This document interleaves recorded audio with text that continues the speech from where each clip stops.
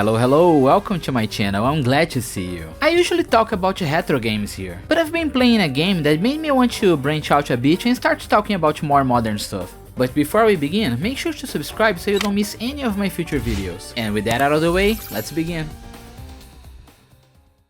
The game is The First Descendant. I'm sure that by now you heard of it, but if you didn't, it is a Korean third-person PvE free-to-play looter shooter that was released pretty much everywhere but the Switch. For this review, I'll be playing the PS5 version. One good thing is that we can also play it online with friends on other platforms, because it is crossplay, and we don't even need PlayStation Plus for that, which is a bonus. And to start, let's rip off the band-aid. Let's talk about the barely dressed pink bunny in the room.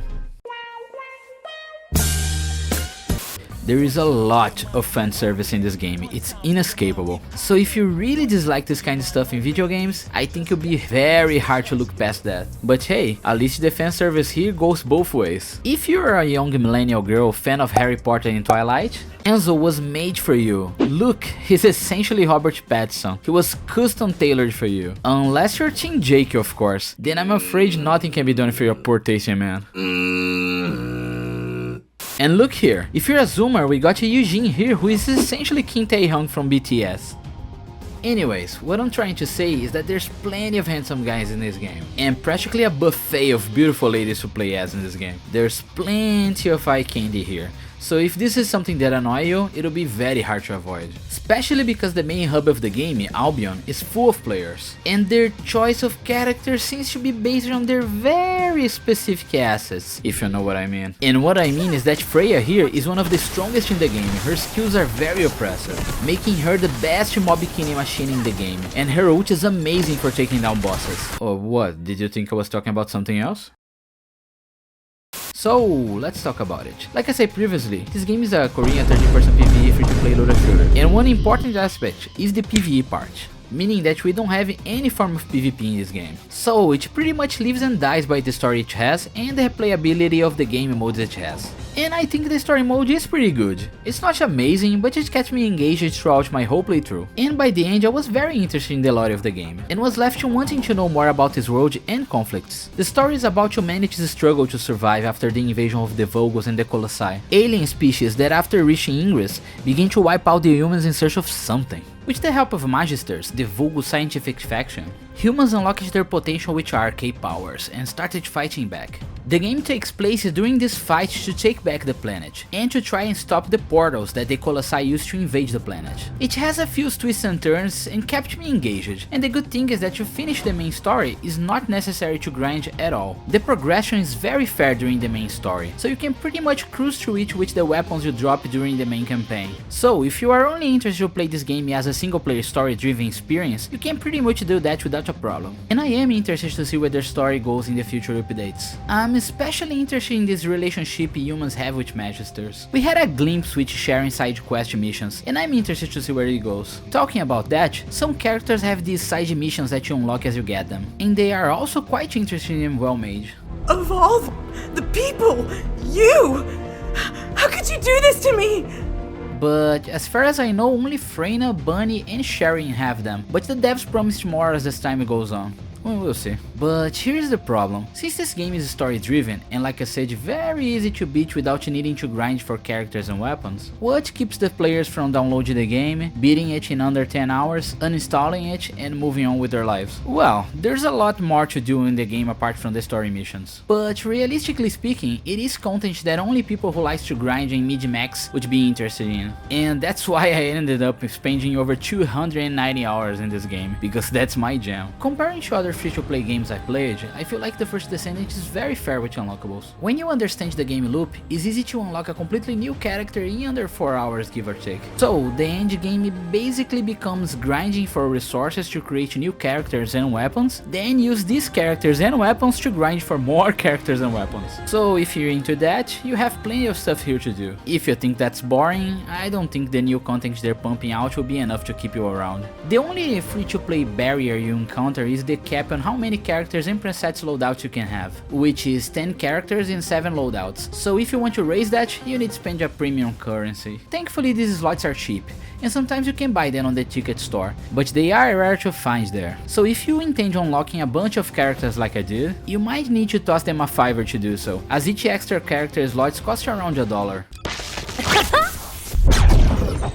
Are you ready to be shocked?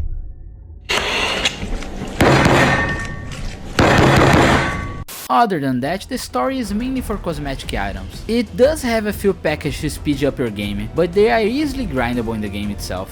Quite recently, they released the Void Vessel. It's a new kind of mission in which the player invades a ship lost in time and space, to grind for materials to craft the 2 new characters and a trusty companion that is very useful to help the player grind, by automatically collecting the resources the enemy drop and scrapping useless junk so that the player inventory doesn't get clogged up with reactors and weapons we don't intend to use. And this companion was added with a handy junk filter in which we mark exactly what you're looking for, so that the doggo doesn't scrap it by accident. Very handy indeed. The problem is that to unlock these characters and the dog itself, the player needs to repeat this mission dozens of times to grind the resources, making these new characters a bit tedious to unlock compared to the last ones. And if this is the new way new content is handled in the future, I'm not thrilled. But let's give this game a chance. It's usually unfavorably compared to Destiny and Warframe in terms of content, which is not fair in my opinion, considering that Warframe and Destiny have 10 years of content releases. Not to mention that Destiny content is gated behind a lot of very expensive DLC. I think the foundation of the first Descendant is very solid, and if they keep building up on it, it could become something very special in the future. As long as they don't force me to run the Void Vessels 50 more times every time I want to lock a new character, that is. Talking about characters, that is this game draw for me. They are very unique in the way they play, and although early in the game they pretty much play the same, due to it being more focused on the gunfight. As you level them up, you notice that the end game is more focused on each character's skill and special moves, making them very distinct from each other, and there's some wacky movesets on this game. Take Luna for example. She's essentially a rhythm game simulator dressed, or barely dressed I should say, as a Descendant. You need to hit the skills and rhythm with the beat to damage the enemies and buff your allies. I'm sure you can see her appeal.